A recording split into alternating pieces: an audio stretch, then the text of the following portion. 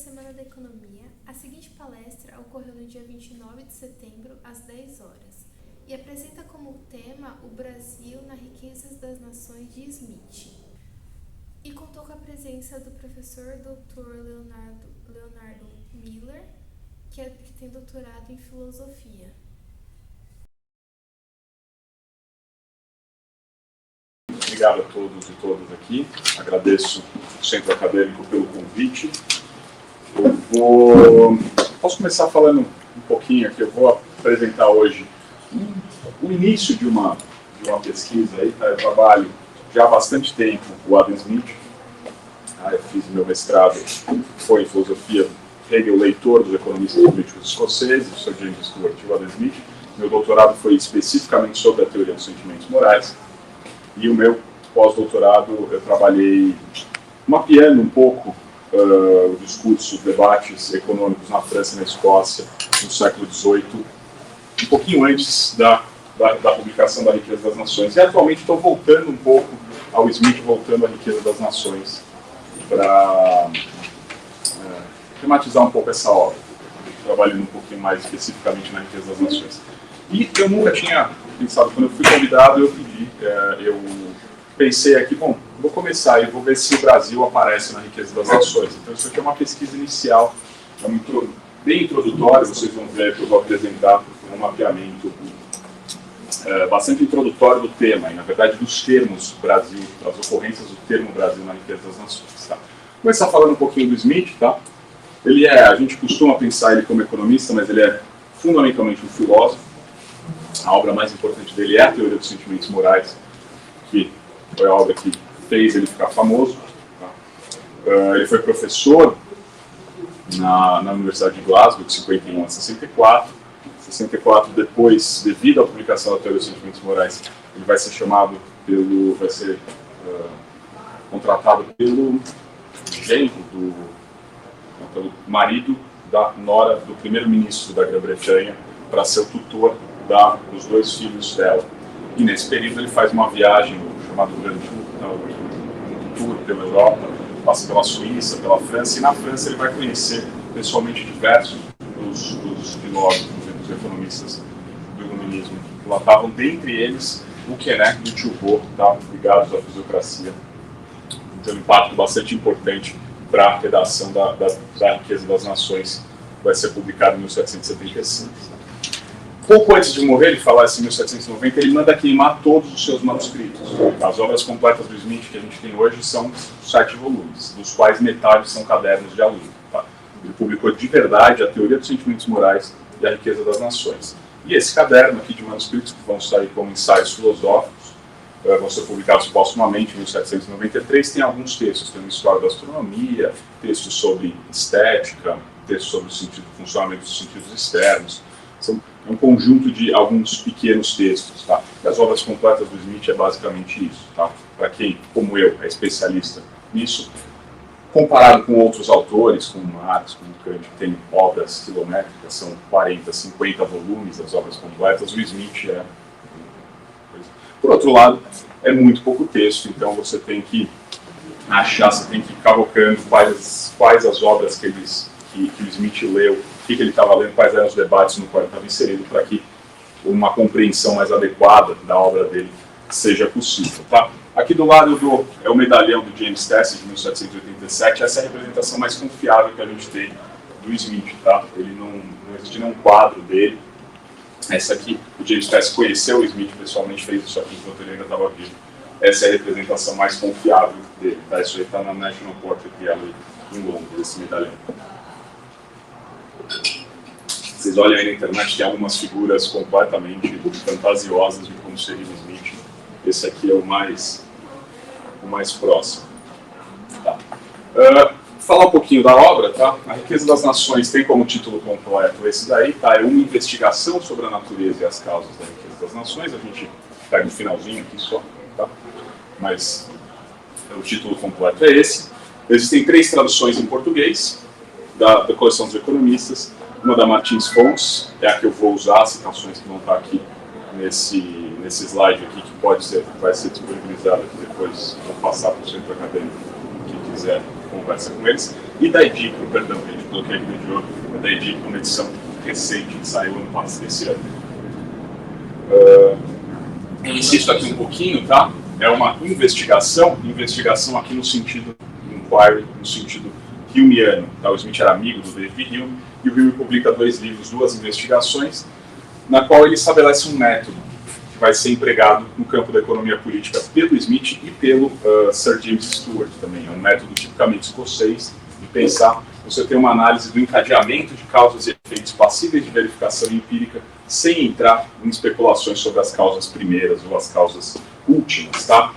Esse trecho do Smith é claro que no capítulo 2 do livro 1, esta investigação não se propõe a questionar se a propensão a trocar, que é a causa da divisão do trabalho, que é a primeira causa da riqueza das nações, é um dos princípios originais da natureza humana, sobre o qual nada restaria dizer, ou se, como parece mais provável, é a consequência necessária das faculdades da razão e do discurso. Tá? O Smith, a investigação smithiana é assim, olha, eu tenho o meu objeto, a riqueza das nações, qual é a causa dessa riqueza das nações? Bom, tem 2 causas, a divisão do trabalho e a acumulação de capital. Cada uma delas tem uma causa anterior, é a propensão a trocar e a propensão a poupar. Sobre elas, o Smith diz, olha, eu não vou entrar, não vou investigar, não vou falar nada a respeito dessas causas últimas, eu me restringo a uma análise do encadeamento dessas causas e efeitos dessa causalidade que é passível de verificação empírica. Tá? É um método do empirismo do século XVIII. Desculpa te interromper. No slide anterior você falou que usa a edição da Martins Fontes. Eu estou usando a Martins Fontes. Você cotejou a tradução? Essa que saiu recentemente, o revisor da tradução é o Maurício Coutinho da Unicamp, então é muito bem indicado. A dos economistas eu não gosto, né? Eu não acho ela. A da Martins Fontes eu acho ela um nível médio bastante alto. Tá? O Alexandre Amaral, que é o tradutor, é um especialista em Smith, fez recentemente um doutorado na filosofia sobre Smith, então é a tradução de um especialista no Smith, que sempre costuma ajudar a tradução, tá? Nesse tipo de obra, que é de alguns séculos atrás, ter alguém especializado ajuda. A da Edicro foi revisada por um especialista, que é o Maurício Coutinho da Unicamp, mas eu vi alguns trechos, mas eu não usei sistematicamente ela ainda. Tá? Eu costumo usar a da Martins Fontes. Mas sempre vale, tá? Sobre o Smith, é a obra em inglês, e o Smith é um escritor fantástico, ele escreve muito bem, o inglês dele é muito claro, então quem conseguir, eu sugiro a edição das obras completas do Smith, que é a edição da Universidade de Glasgow. Saiu em 1976, tem uma ediçãozinha em papel, em paperback, que tem um preço relativamente, costuma custar em torno de 10, 12 dólares cada volume aí pela Liberty Fund. É uma edição bastante acessível em termos de preço no cenário internacional aí, tá? Bom, Riqueza das Nações é uma obra monumental, tá? São 5 livros, somam mais de 1000 páginas. Provavelmente a obra mais referenciada por economistas, não necessariamente a mais lida.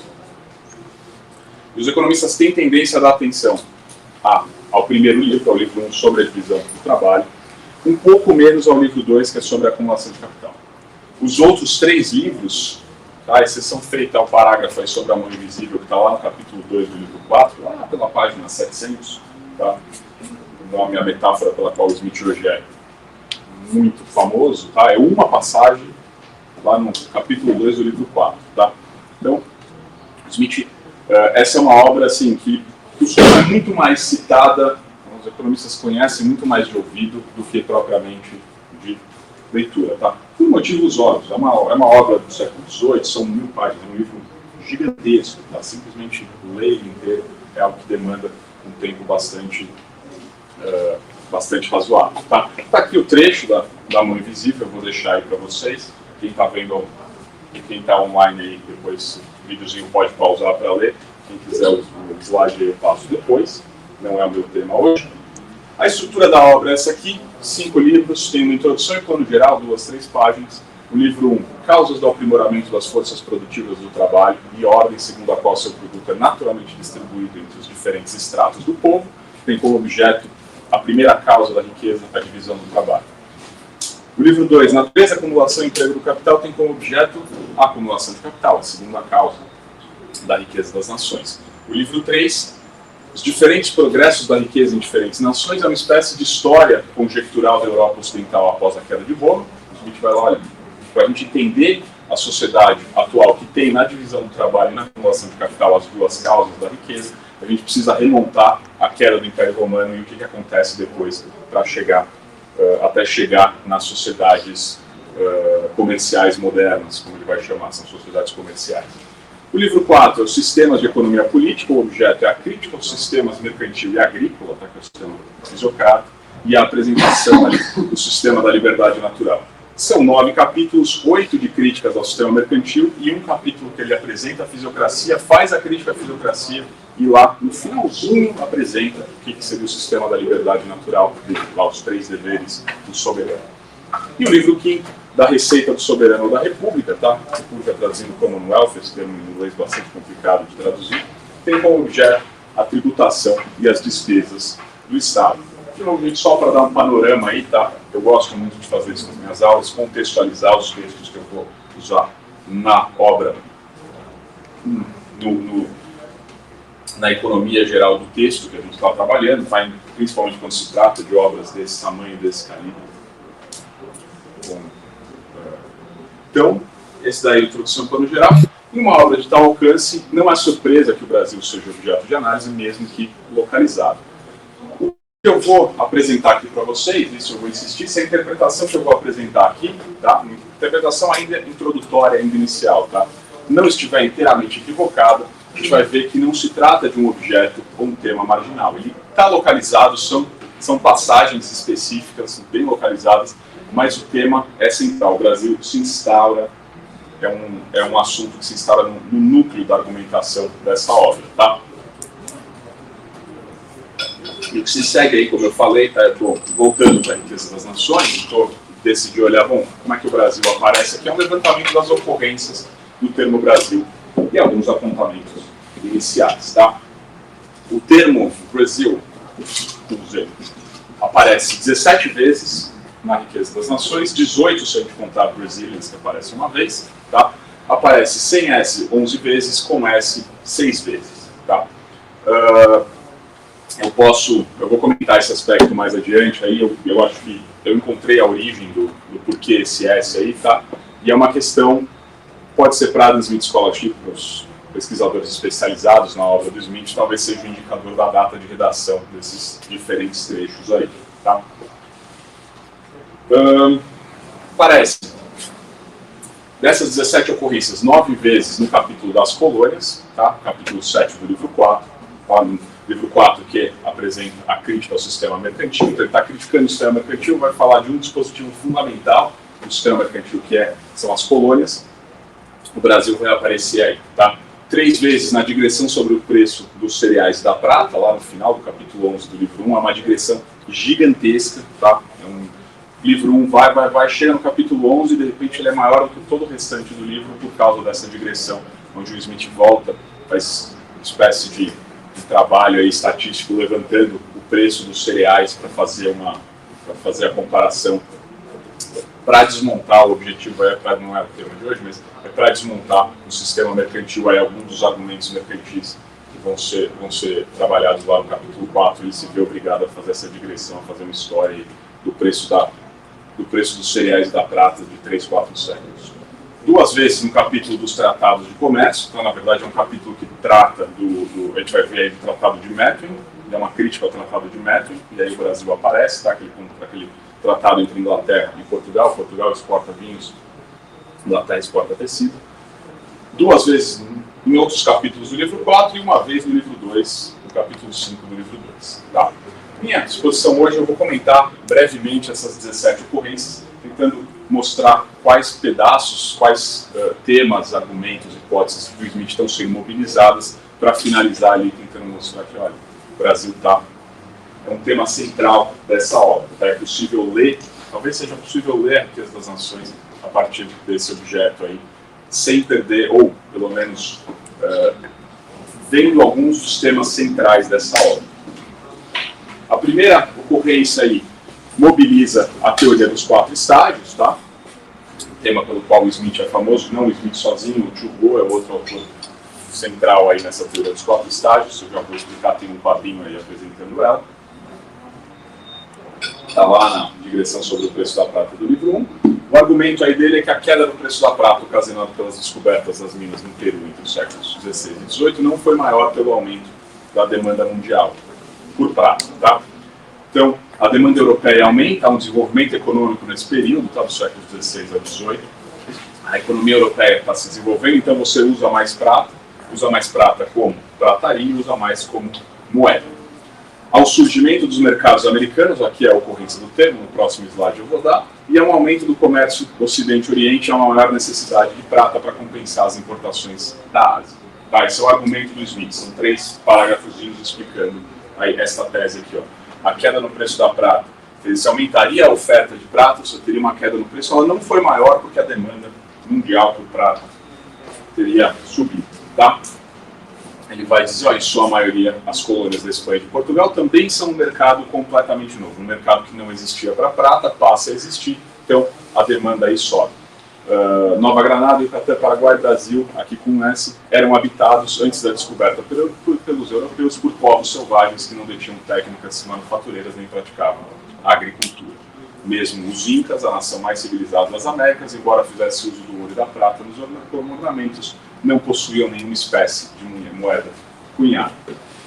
De novo, aí ele está mobilizando aqui, fazendo um diagnóstico das sociedades pré-colombianas, são economias não monetárias e que se encontram nos primeiros estágios da história conjectural da espécie humana, que vai ser formulada por ele nos cursos de jurisprudência e que serve de pano de fundo para a argumentação histórica da riqueza. Tá?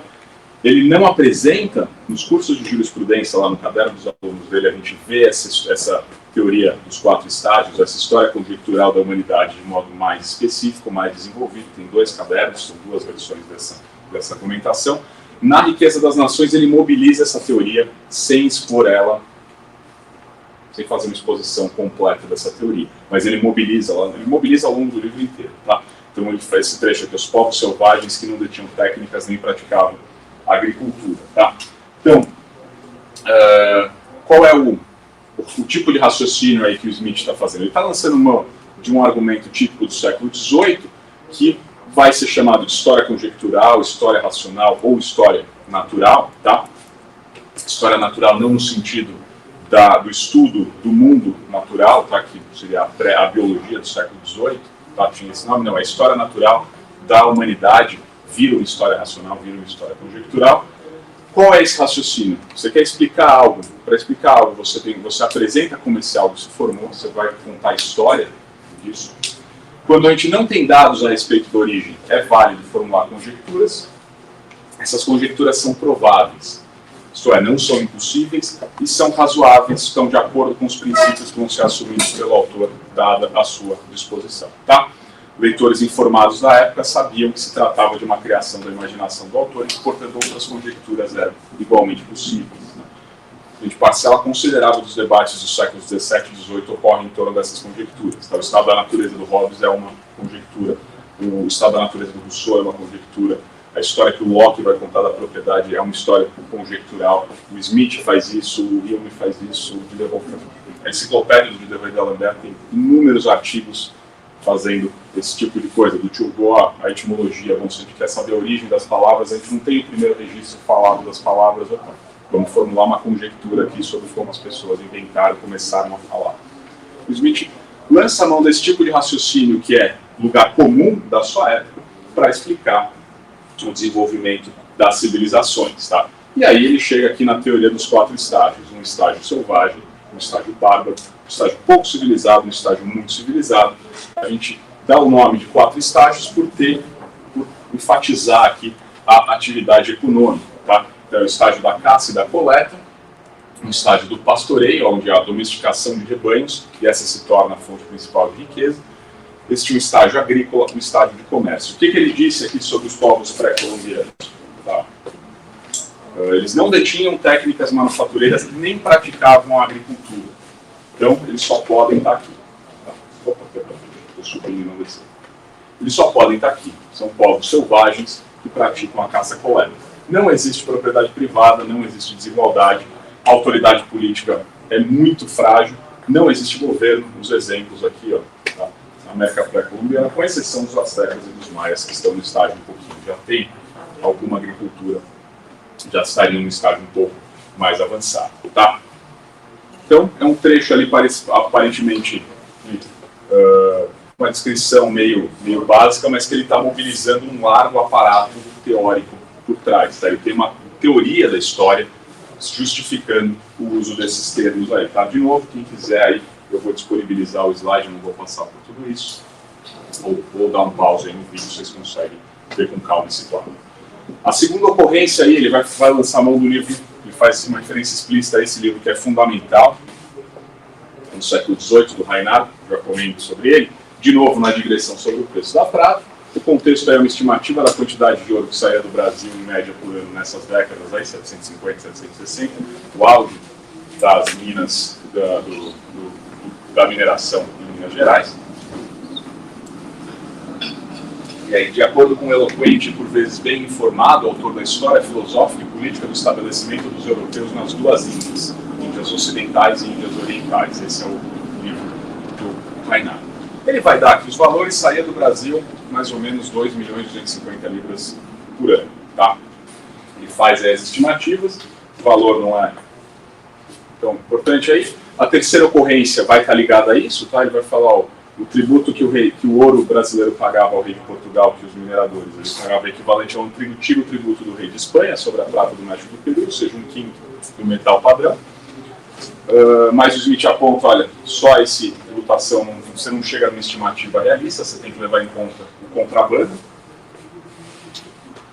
E aí, essa é a obra, tá? O ponto mais importante aí do que a estimativa, de fato, pelo menos para a minha argumentação aqui, é o uso dessa obra. Então, o Smith é extremamente avaro em dizer as suas referências.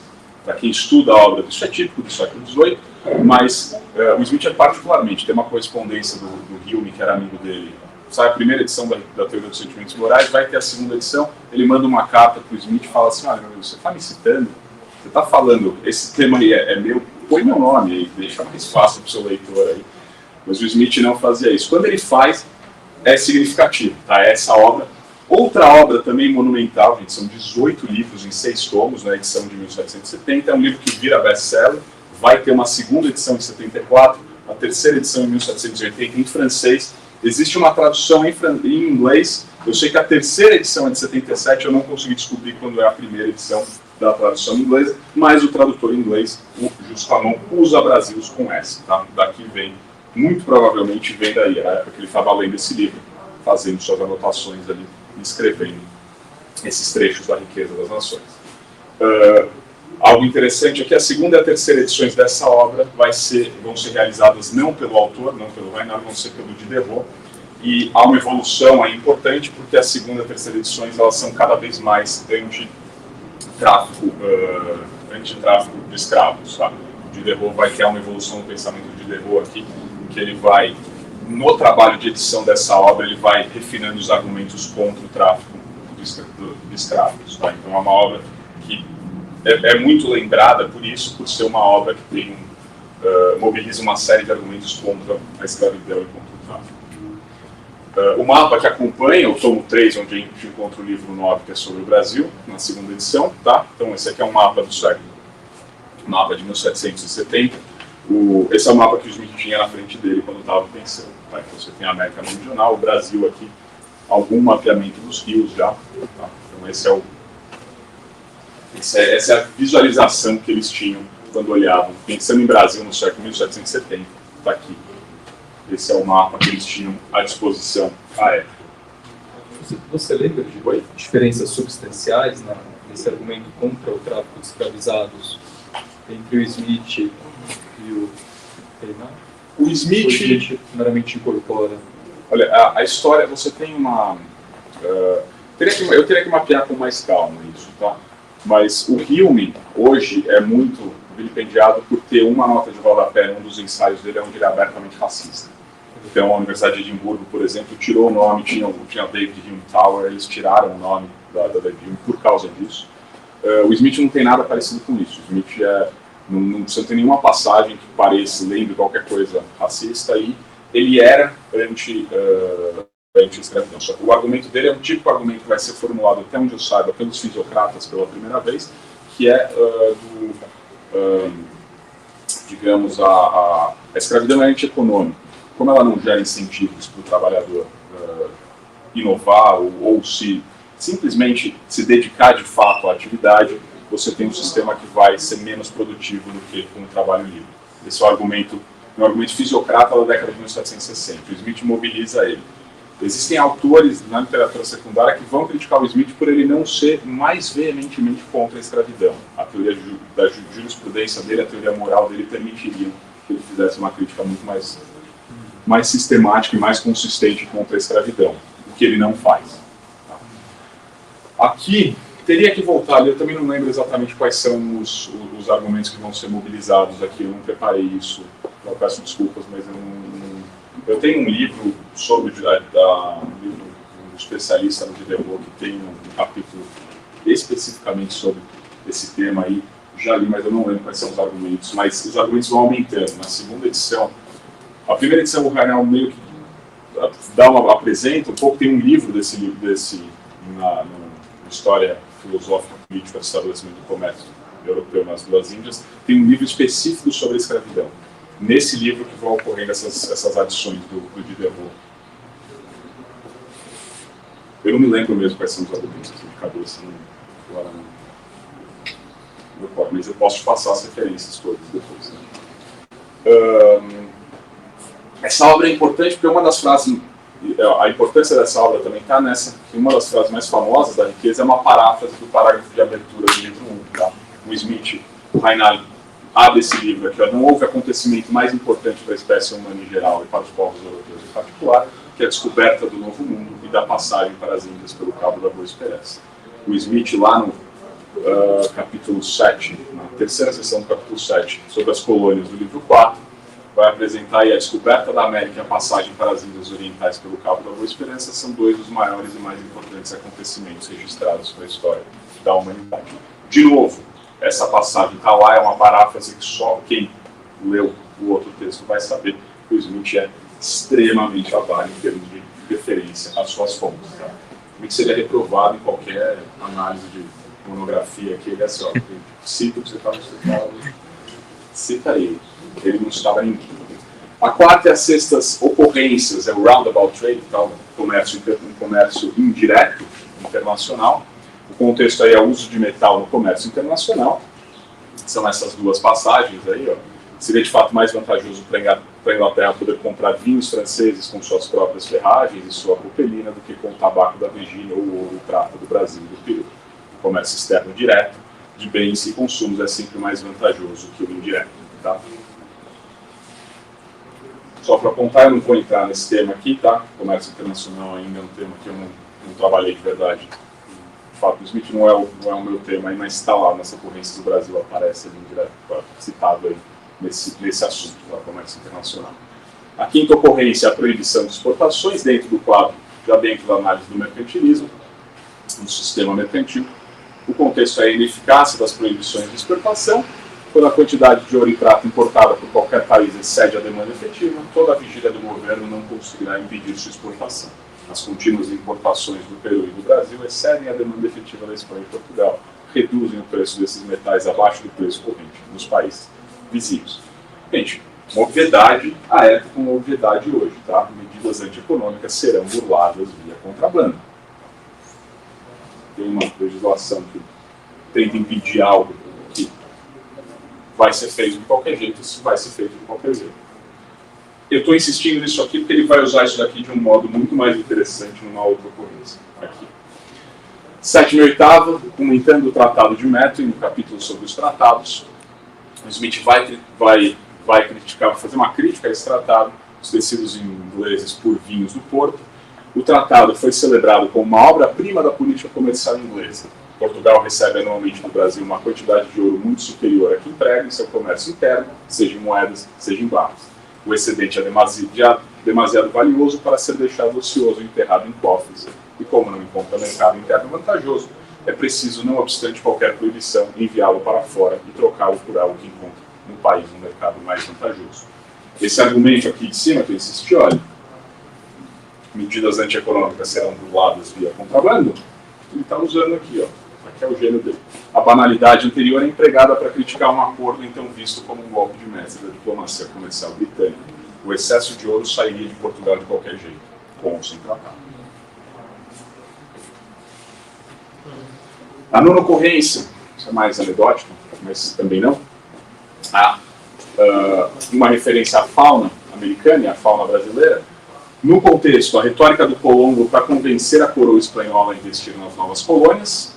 Era importante para Colombo que os países por ele descobertos, quaisquer que fossem, pudessem ser descritos à corte espanhola como regiões de grande relevância. Ora, naquela época, regiões, por aquilo que constitui a riqueza real de um país, ou seja, os produtos animais e vegetais do solo, não ofereciam nada que pudesse justificar semelhante descrição. O maior quadrúpede vivíparo de São Domingos era o cori, espécie de animal intermediário entre o rato e o coelho, que o senhor Buffon supôs ser idêntico ao apereá do Brasil. Tá? Que animal é esse? É a preá, tá? Esse simpático roedor ali em cima. Tá? Vai ser descrito pelo Buffon no tomo 15 da sua História Natural. O pessoal gostava de escrever livros, tá, com muitos tomos. Tá? O Buffon é outra referência fundamental para o Smith. Ele era o responsável pelo jardim, pela galeria natural, eu esqueci o termo agora, não é jardim, não é galeria, é o acervo de plantas e animais e fósseis do rei da Inglaterra, do Luís XV, em Paris. Hoje é o Jardin des Plantes, eventualmente serve para Paris, é um museu muito interessante. Então o Buffon era o responsável e ele era o maior historiador natural da sua época. História natural aqui naquele sentido de análise da natureza, da fauna e da flora. Tá? Uma espécie de biologia antes da biologia. O Buffon escreve aí a sua História Natural, um livro também de 30 tomos. No tomo 15 aparece essa descrição aí. A descrição da pereia não vem acompanhada por uma prancha, tá? Ao lado, no mesmo volume, a prancha do mico. Tá? Esse aqui é o desenho do século XVIII.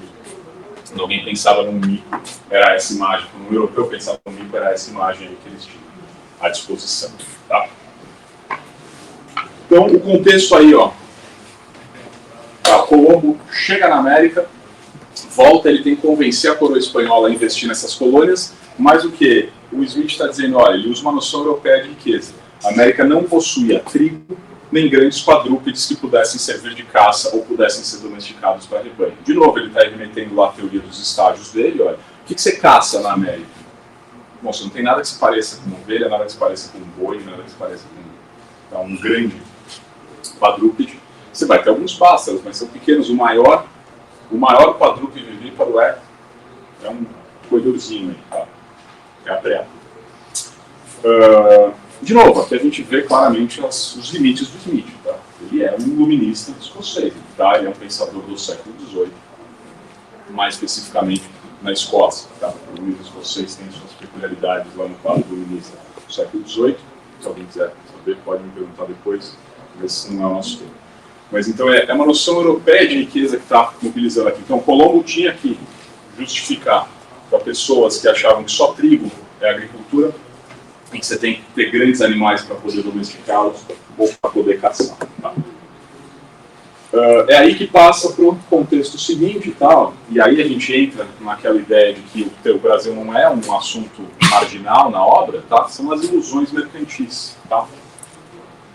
A 10ª ocorrência, que foi então um projeto de comércio com as Índias Orientais que deu origem à primeira descoberta do Ocidente. Tá? Olha, o Colombo tinha um projeto, ele convence os reis da Espanha a financiar esse projeto. Opa, mas é um projeto de comércio.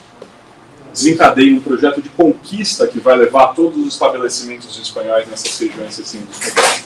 O motivo que os levou a empreender essa conquista foi um projeto de exploração de minas de ouro e prata e uma sequência de acidentes que nenhuma sabedoria humana poderia prever. Tornou esse projeto mais bem sucedido do que os empreendedores poderiam razoavelmente esperar. O pessoal aí queria achar ouro, eles chegam de repente descobrem ouro e prata. Muito mais ouro e prata do que qualquer expectativa nacional, aí, qualquer argumento, qualquer expectativa razoável do que poderia ser encontrado, poderia antecipar. Eles chegam lá, se deparam com uma quantidade enorme de prata e ouro. Tá? Antes disso, o Colombo tem que justificar. Bom, por que bom, ó, eu fiz o projeto, cheguei lá, bom, por que vocês vão vir para cá? Gente, não tem trigo, não tem nada, o que ele vai fazer? Vai assistir, opa, vai ter ouro, tem ouro e prata, tem ouro e prata. Então ele consegue convencer a coroa espanhola a financiar a colonização. Projeto de comércio gera um projeto de conquista que gera um projeto de exploração de minas. Você vai sucedendo projetos e uma série de acidentes, uma sequência de acidentes vai levar com que, olha, esses projetos serão muito mais bem sucedidos do que seria razoável esperar. Os primeiros aventureiros, a continuação desse parágrafo, eu dou aqui para falar dessas ilusões mercantis aqui. Os primeiros aventureiros de todas as outras nações da Europa a tentarem fundar colônias na América estavam animados pelas mesmas expectativas quiméricas. Não alcançaram o mesmo êxito, porém, ninguém mais achou prata e ouro como os espanhóis acharam.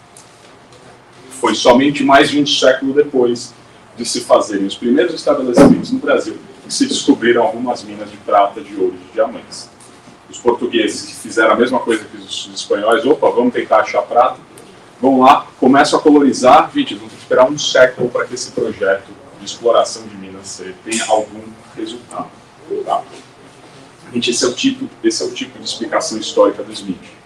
São ações movidas por motivos absolutamente mesquinhos que vão gerando consequências inesperadas, consequências não intencionais, e vão desencadeando acidente em cima de acidente, equívoco em cima de equívoco. Você vai tendo, ele vai contando a história da maior parte dos eventos que ele quer contar. Tá? Uma das peculiaridades da narrativa histórica do Smith é a ênfase nas consequências não intencionais. Os atos mais grandiosos têm por trás motivos mesquinhos, de modo geral. Tá?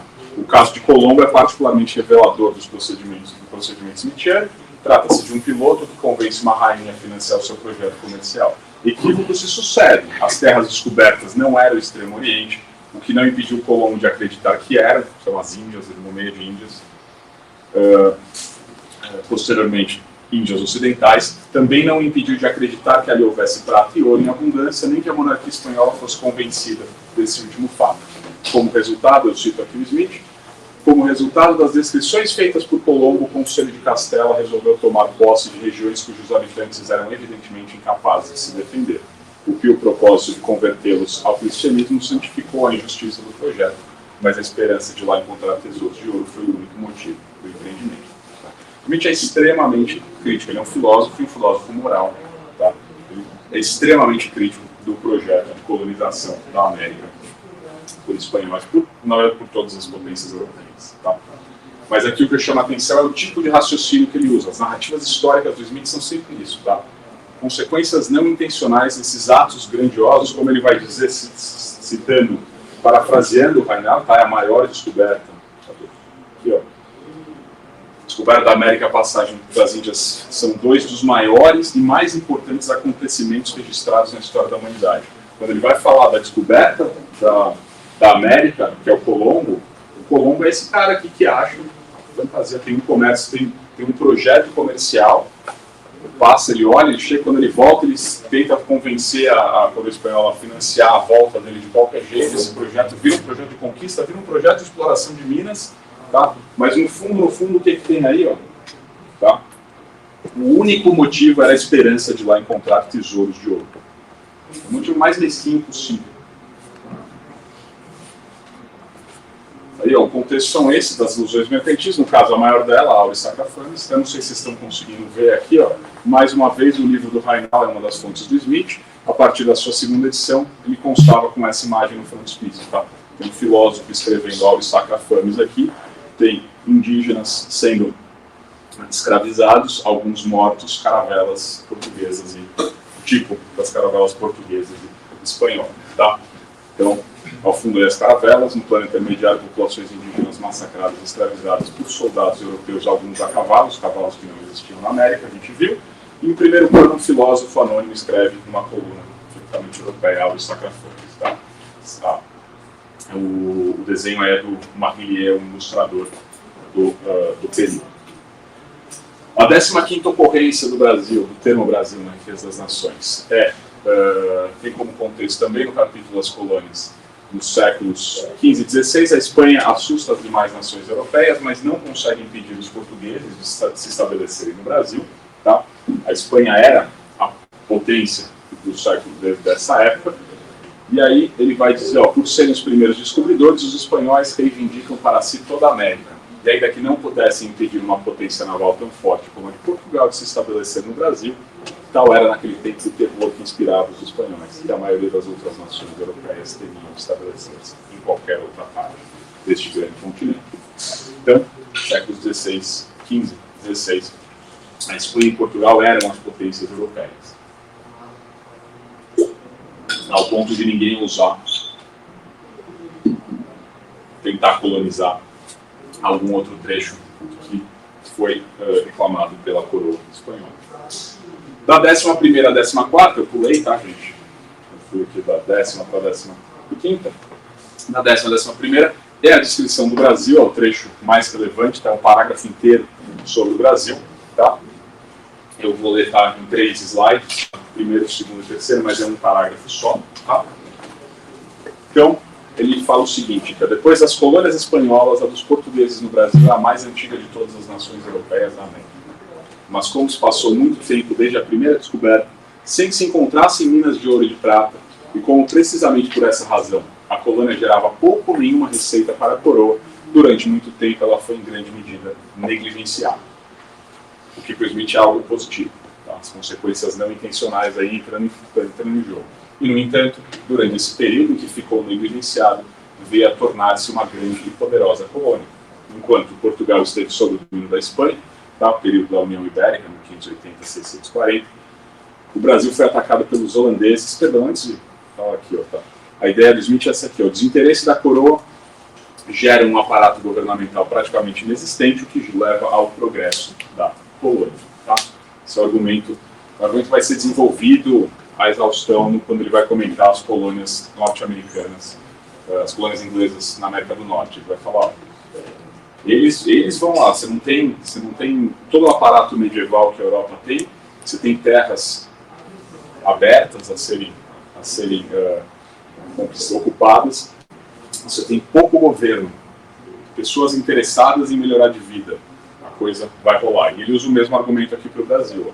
Durante o período em que ela ficou negligenciada, para o Smith, até um pouco esse período aqui, você tem o Alan Castro vai falar em um processo de colonização dos colonos, um processo de restauração do poder, do interesse de Portugal pela colônia, de Portugal no caso aí da coroa espanhola mais do que da portuguesa, no Brasil. Você tem um período aí de negligência, um período aí que os colonos são deixados livres. Para o Smith, isso teria feito com que isso teria sido benéfico ao desenvolvimento da colônia portuguesa. Tá?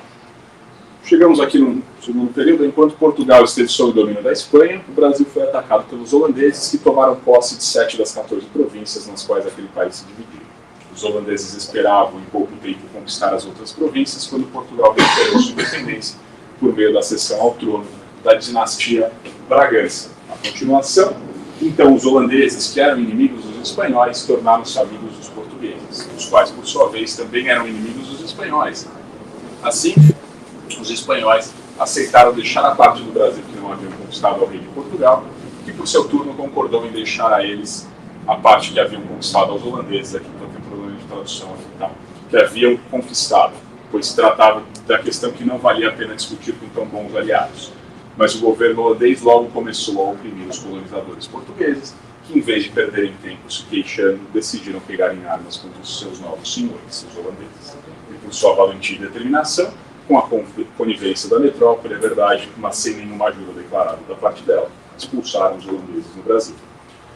Os colonos aí teriam pego em armas contra o governo visto como mais opressor que o português. Tá? De novo, esses colonos aqui que tinham sido negligenciados pelo governo, não esperaram ajuda.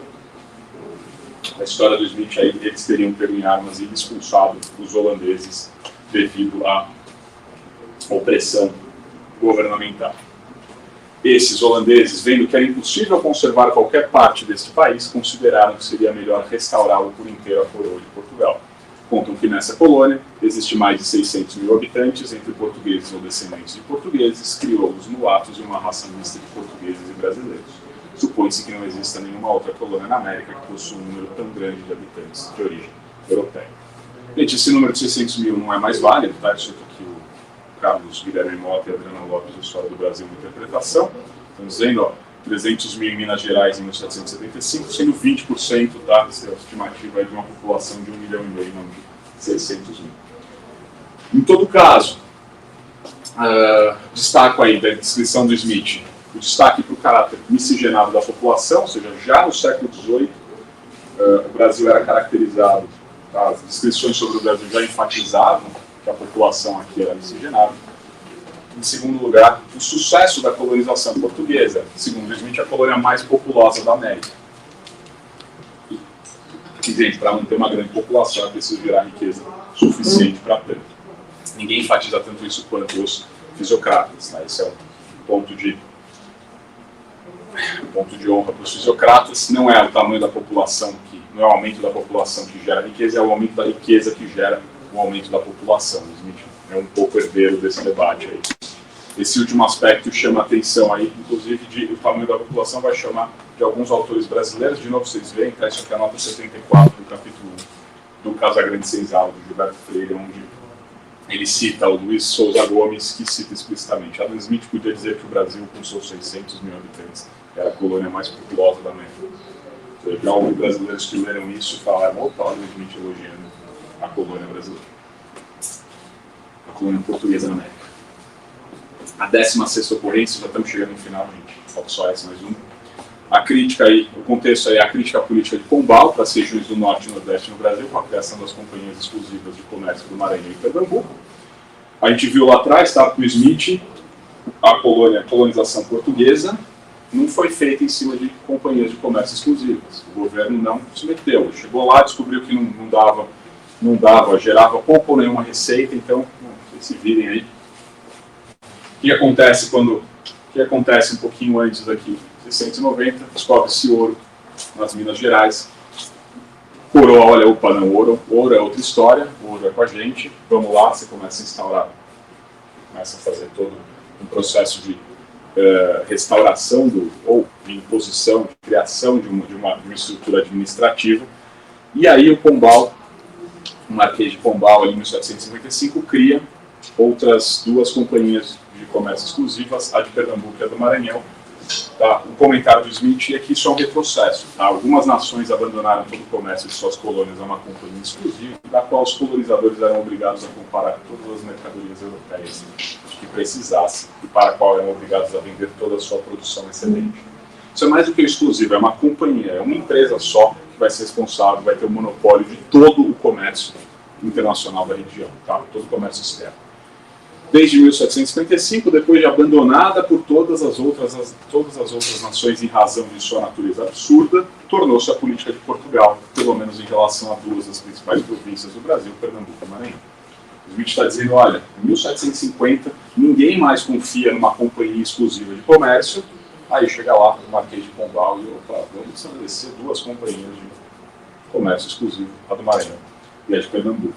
Esse não era o histórico da colonização portuguesa no Brasil, por isso que é uma crítica a essa política, vai ser um retrocesso, inclusive porque as companhias exclusivas de comércio são a instituição mais atacada pelo Smith. O Smith, se existe uma instituição equivocada no campo da economia política, no campo da política econômica, são as companhias exclusivas de comércio. O principal alvo deles são a Companhia das Índias Orientais, que governava a região de Bengala, na Índia, a colônia britânica na Índia, que durante esse período, 1750 e 60, era uma companhia, quem detinha esse monopólio era a Companhia das Índias Orientais Britânicas.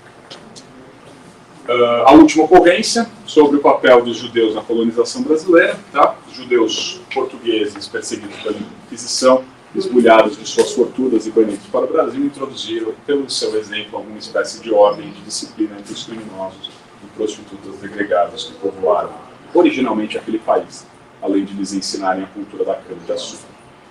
Sobre os judeus no Brasil, um trechinho aí do Trato dos Viventes do Alencastre. A monarquia portuguesa persegue e pilha sua burguesia mercantil judaica e pseudo-judaica, A Inquisição transformando-se, nas palavras de Antônio Vieira, numa fábrica de judeus, buscando culpados para perpetrar as roubalheiras e achacar comerciais.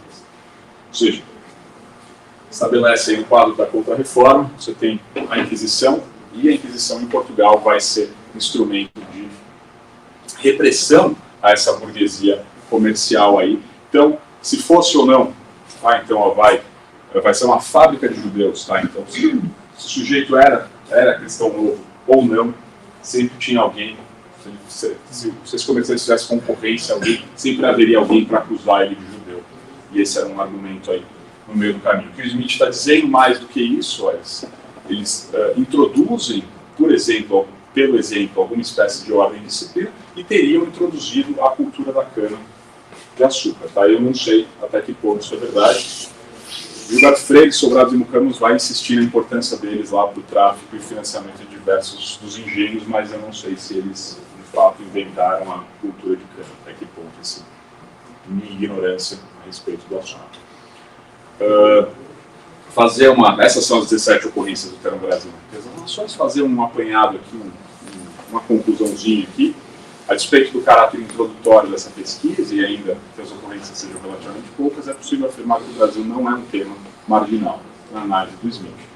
Não apenas porque ele mobiliza diversos conceitos, hipóteses e teorias de seu sistema para lidar com a colônia portuguesa na América, mas principalmente porque a empresa colonial europeia tem em Portugal nos seus precursores e no Brasil a colônia mais relevante em meados do século XVIII.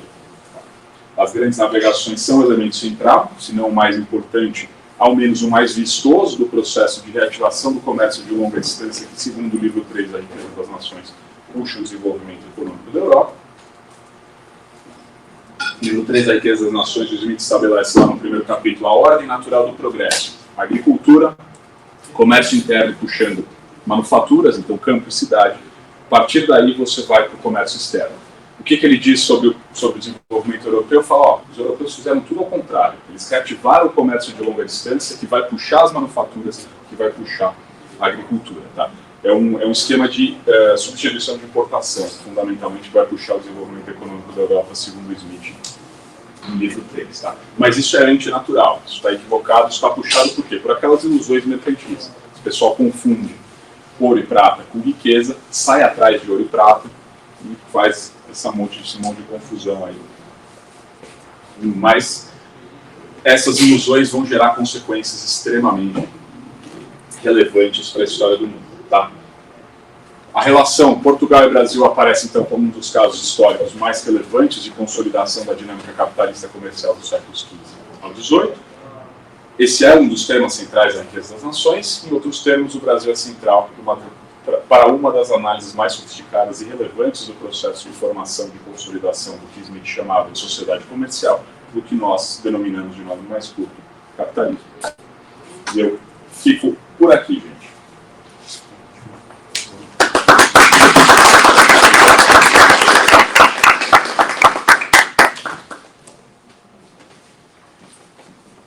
Qual é a dinâmica? Gente, alguém tem alguma pergunta? Só para falar, já parou a gravação? Não, está rolando. Não, está rolando. Tá rolando? Uhum.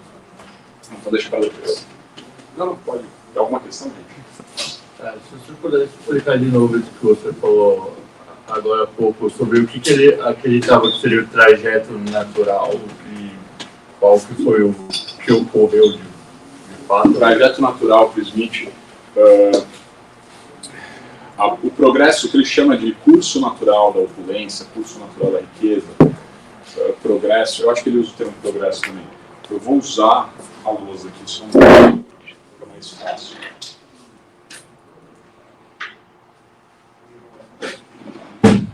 Então, o ciclo é basicamente o curso natural, o progresso natural. O Smith é esta ordem: agricultura, manufaturas, os dois, tá? Campo e cidade. Isso aqui é o comércio interno, eles se reforçam mutuamente. Quanto mais manufaturas tem, maior a demanda para produtos agrícolas, seja produtos para alimentação, seja produtos, matérias-primas. Quanto mais a agricultura se desenvolve, maior a demanda por produtos manufaturados. Então, charruas, coisas de metal, de instrumentos, tá? E objetos de luxo, objetos de consumo para quem está morando no campo. Esses dois aqui formam comércio interno, que, conforme vai crescendo, gera um excedente que pode ser exportado. E aí você tem o comércio externo. Isso aqui é a ordem natural. Tá? Na verdade, ordem natural é o termo mais forte, que é o termo fisiocrático. Então, a ordem natural da riqueza é essa aqui. Primeiro se desenvolve a agricultura puxa as manufaturas, há um excedente interno, de produção interna, que vai ser exportado, que pode levar ao comércio externo. O que ele diz que os europeus fizeram? Olha, os europeus invertem esse negócio, é uma ordem invertida, uma ordem retrógrada, são esses os dois termos que ele usa. Eles partem do comércio externo, e vai puxar as manufaturas, um processo de substituição de importação e de produção de produtos que podem ser, que tenha mercado externo, e vai puxar, finalmente vai puxar a agricultura. Então, o que ele está dizendo, olha, o processo histórico aqui é o inverso da ordem, do que seria a ordem natural.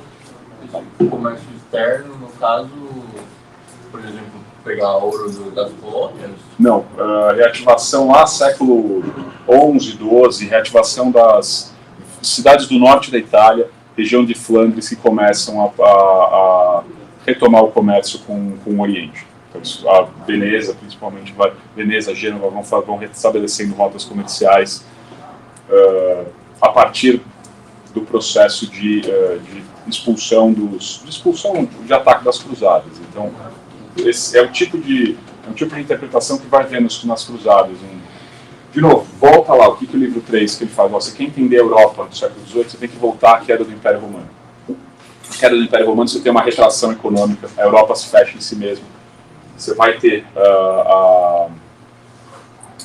o processo de expansão islâmica, que vai chegar, inclusive,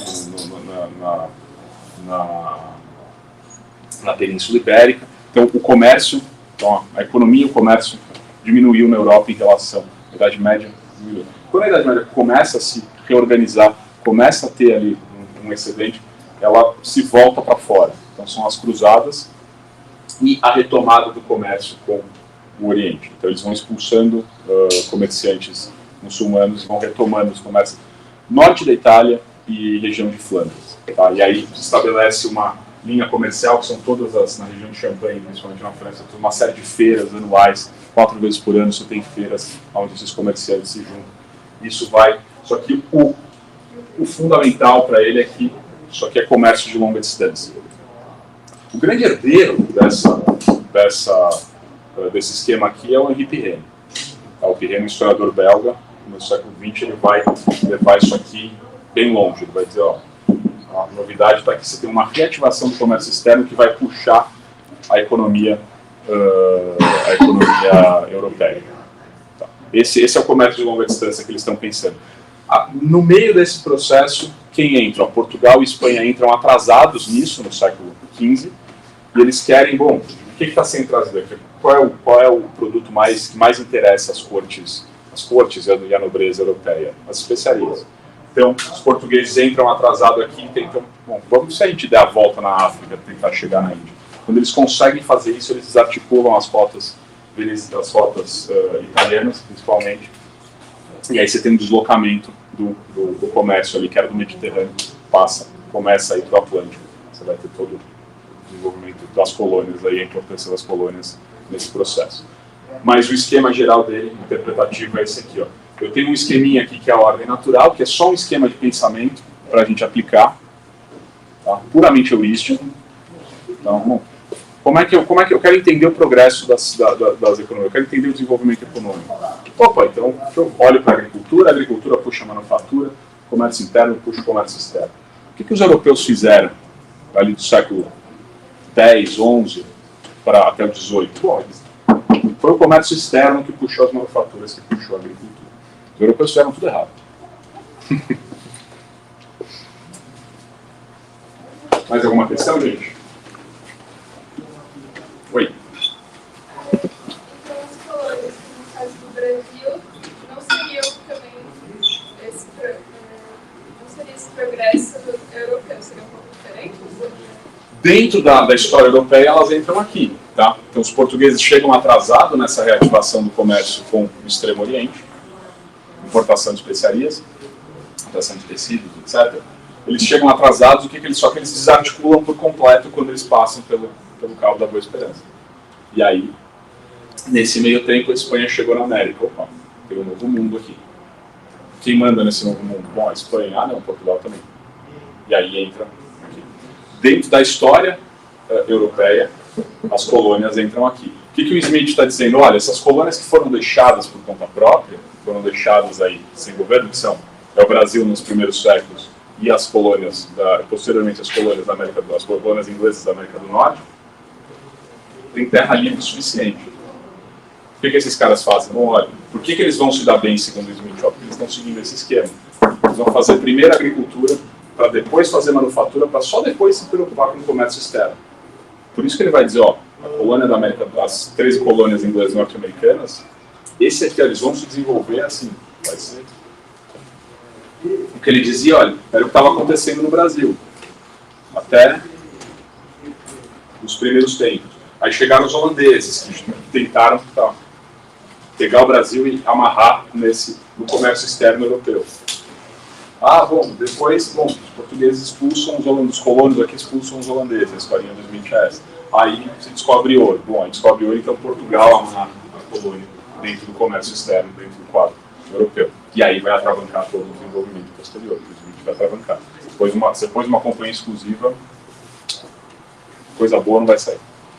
Mas professor, estou pensando aqui, as 13 colônias norte-americanas tem uma questão fundiária também, né? Elas eram formadas por gente mais empobrecida, enquanto aqui no Brasil, quem tinha o poder eram justamente os grandes latifundiários. Ó, no esquema do Smith aqui, ó, quem vem para cá?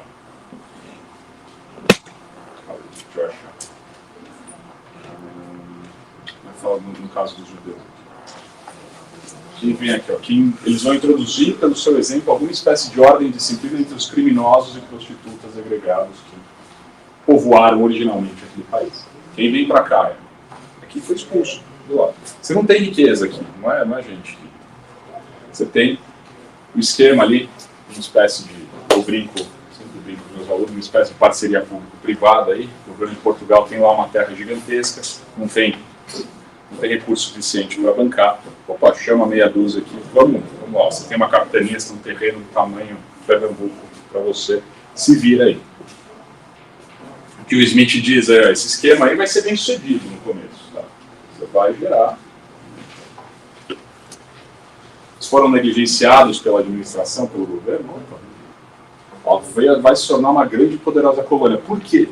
Porque esse pessoal está fundamentalmente envolvido aqui, tem os interesses próprios para serem levados a cabo. Obviamente, o que ele está ignorando aqui? Tá, o elefante no meio da sala, está ignorando a escravidão nessa descrição do Brasil. Uhum. Na descrição que ele faz das colônias norte-americanas, a escravidão. E aí teria que ir lá para ver. De novo, isso é uma pesquisa inicial, estou levantando as ocorrências e apresentando os contextos mais imediatos das passagens, tá? Mas etapas posteriores seria essa comparação nivelada. Ele faz um movimento muito interessante, né, de colocar em primeiro plano uma questão muito clara ao liberalismo, que é deixar, né, o pessoal solto, ou seja, os agentes econômicos eles são livres, justamente por não terem essa intervenção recorrente do governo português, do governo aqui estabelecido, portanto, né, os agentes econômicos livres, seguindo seus próprios interesses, tem tudo para dar certo. Né? Isso é recorrente, né, nessas passagens sobre o Brasil. E é um dos cavalos de guerra do pensamento liberal, aí, da crítica ao sistema mercantil. Deixados livres, ninguém entende melhor o próprio interesse do que o próprio indivíduo. Então, qualquer tipo de intromissão neste sentido vai ter efeitos deletérios. Ao contrário, quando você deixa uma população solta, ela vai se resolver de algum jeito. Ok. Declaração. Bom, difícil, tem tempo aí. Se tiver mais alguma questão. Se não, também. Beleza, então. Como não tem nenhuma outra questão, também não tem aqui no YouTube, professor Miller, a gente do CASA agradece muito a sua participação, muito obrigado por ter vindo e ter feito a palestra com nós, foi muito legal. Obrigado, eu que agradeço o convite e a coordenação também do BCE por ter feito a intermediação. Obrigado a todo mundo, todos e todas presentes aqui, a todos e todas que viram a gente, acompanharam aí também o vídeo, ou acompanharam depois. Okay.